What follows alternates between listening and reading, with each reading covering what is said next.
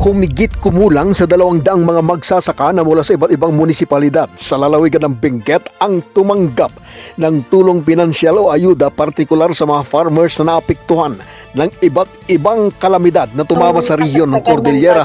Grabe kasi baha, nasira yung pananim namin at saka nawala na yung punan. Nabaha na rin. Nangutang ulit kami, simula ulit, ganun. Pagkatapos ng bagyo, mangungutang ulit at saka bahala na dyan. Wala na po kami nagawa sir. Kasi pag hindi namin gagawin yun, wala. Sa pagbisita ng Senate Committee of Agriculture, Food and Agrarian Reform Chairperson Senator Francis Kiko Pangilinan sa lalawigan ng Benguet ay nakadaupang palad nito ang nasa 174 magsasaka sa lalawigan. Personal na iniabot sa 174 beneficiaries ang checking nagkakalaga sa humigit kumulang sa 2 milyong piso na pinangunahan ni Pangilinan, ilang opisyal ng Philippine Crop Insurance Corporation, Benguet Vice Governor, Department of Agriculture Benguet at ilang LGU officials. Farmers ng direct market sa Manila. Yun kasi, di ba, yun ang gusto nating ihanapan. And also, additional equipment for our livelihood. Kung medyo mura-mura ang vegetables, sana may mga equipment for processing.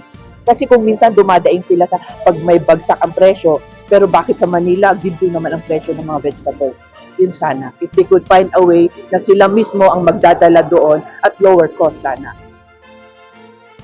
Ayon kay Pangilinan, marami sa mga magsasaka maliban sa mga tanim na naapektuhan ng mga bagyo sa nakalipas na mga araw ay apektado din ng mga presyo nito kung saan ay sa halip niya na kumita na uuwi sa pagkalugi. Dahil dito ay naghain ng senador ng mga panukala bilang solusyon tulad ng Sagip-Saka Law kung saan ay masolusyonan ang mga babangong suliranin, maisulong na LGU ang pagbili sa mga ani ngunit sa ini-offer na presyong hindi lugi ang mga sa local farmers. economy itong masuportahan ang Sagip-Saka Act dahil ito'y malaking tulong para sa ating farmers, madagdagan ng kita, ang income nila. Isang LGU halimbawa, bumili ang 13 LGU sa Camarines Sur Multipurpose Cooperative ng bigas.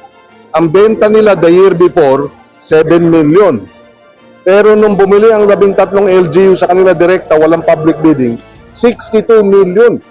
Ang naging revenue at income nila, ang benta nila dahil sa Sagip-Saka Law. Sa pagkikipagdialogo pa ng senador sa mga magsasaka sa Benguet at Baguio City ay nabigyang tugon ang mga ibinabatong katanungan kung saan ay napag-usapan ng mga posibilidad na solusyon may kaugnayan sa kanilang kita, So kabuhayan at I appeal pagsasaka. to our LGUs na implementa in full ito. So panalo ang farmer, panalo ang LGU, panalo rin ang mga tatanggap nito dahil bagong ani sariwa. Hinihiling ko kay President BBM, I wrote him a letter, na mag-issue ng EO na tuwing anihan, full implementation ng Sagip-Saka, lahat LGU, national government, bumili direkta sa ating mga farmers at fisher folk para dumagdag ang kita nila.